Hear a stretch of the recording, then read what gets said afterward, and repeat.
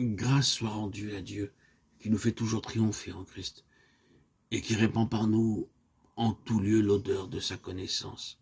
Nous sommes en effet pour Dieu le parfum de Christ. 2 Corinthiens 2, 14, 15. Le vocabulaire paulinien avec les expressions qui lui sont propres est celui d'une histoire, celle d'un homme en Christ. 2 Corinthiens 12, 2. Son langage dense exprime la profondeur de sa vie spirituelle et laisse voir la place de la croix dans l'homme. Il faut arriver à Paul pour recevoir une telle lumière quant à ce qu'est aux yeux de Dieu le ministère de l'Église. Je ne sais comment exprimer ce qu'a produit cette révélation dans mon cœur.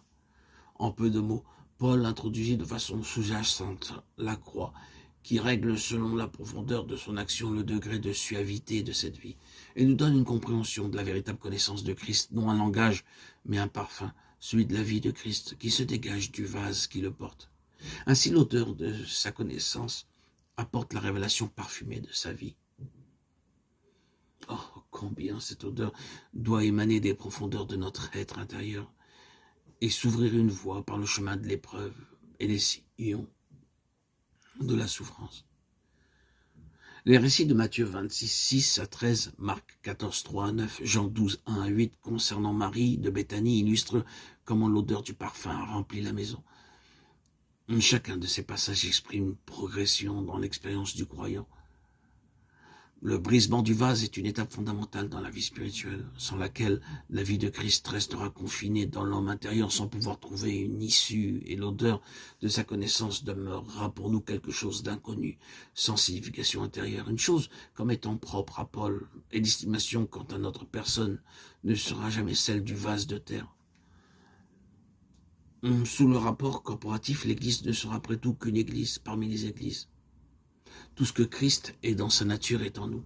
Tout ce que l'homme n'est pas et n'a pas en lui-même est en lui.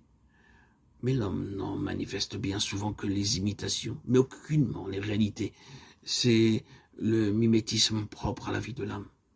La vie naturelle qui habite l'homme ne saurait manifester la patience, la pureté, la longanimité, la bonté dans les tribulations, calamité, détresse, sous les coups et dans tout ce dont Paul rend témoignage dans la deuxième lettre aux Corinthiens.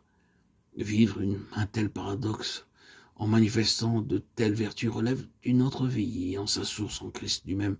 Et cet aspect des choses nous ramène toujours à la croix. Nous sommes conduits par l'Esprit. Le christianisme peut être condensé dans ces paroles. Plus moi qui vis, Christ vit en moi. La vie chrétienne est donc la vie de Christ en nous. Dès notre nouvelle naissance, nous sommes habilités et habillés, habités de deux vies. Celle de Dieu qui vient demeurer dans notre esprit et la vie naturelle qui est dans notre âme. Elles sont posées l'une à l'autre et l'une devra céder le pas.